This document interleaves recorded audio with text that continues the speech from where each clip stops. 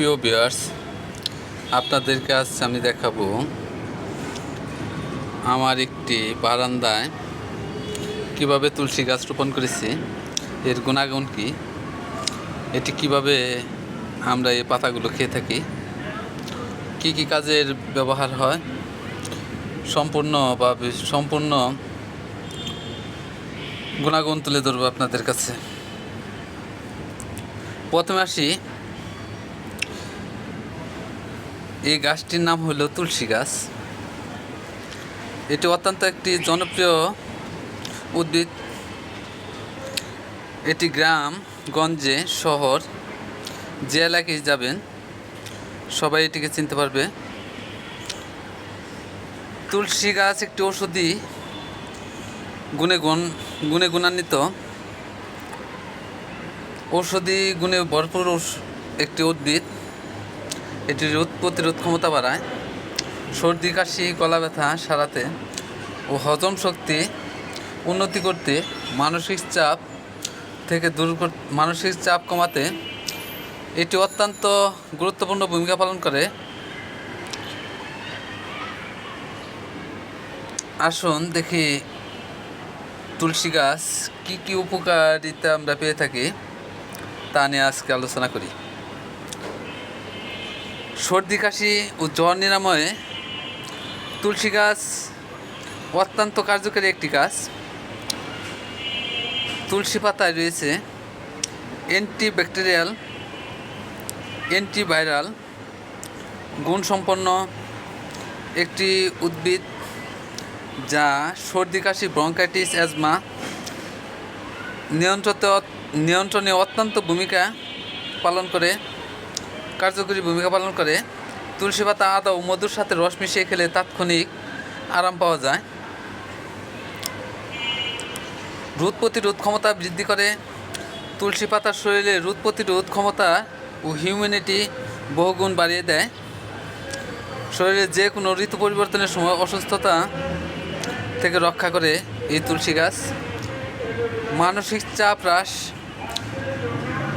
হ্রাস করে এটি মানসিক চাপ নিয়ন্ত্রণে অত্যন্ত সুন্দর একটি ভূমিকা পালন করে এই উদ্ভিদটি। হজম শক্তিতে উন্নতি করে, পাকস্থলীর হজম প্রক্রিয়া শক্তিশালী করে এবং গ্যাস দূরীভূত করে, অ্যাসিডিটি দূর করে।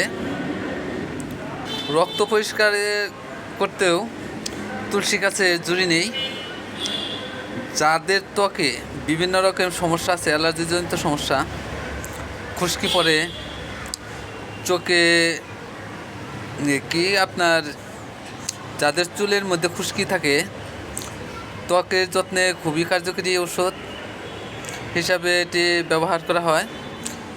যাদের স্কিনে বিভিন্ন রকমের অ্যালার্জিজনিত সমস্যা, ওই যে ফুসকুড়ি উঠে, আপনি বিভিন্ন রকমের প্রদাহ সৃষ্টি হয়, অ্যাজমার মতো আপনি এই পস্তার মতো ছোটো ছোটো গোটা ওঠে, তাদের জন্য এটি খুবই ভালো, তাদের জন্য এটি খেলে খুব ভালো কাজ করে।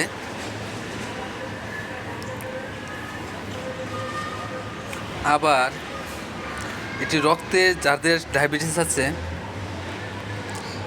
তাদের জন্য অত্যন্ত কার্যকরী একটি ওষুধ। আজকাল আমরা অনেক বেশি ডায়াবেটিসের রোগী হয়ে গেছি। যাদের গ্লুকোজের মাত্রা বেড়ে যায়, সুগারের পরিমাণ বেড়ে যায় রক্তে, তারা এটি খেতে পারেন। তাদের তাৎক্ষণিক গ্লুকোজের মাত্রা কমিয়ে দিতে পারে। এবং যারা ওষুধ খাচ্ছেন নিয়মিত, তারা অবশ্যই কোনো ডাক্তারের সাজেস্ট নিয়ে পরে এটা সেবন করবেন। প্রতিদিন যদি কেউ তুলসী পাতার চা খায় তাহলে তাদের ডায়াবেটিস এমনিতেই নিয়ন্ত্রণ থাকবে।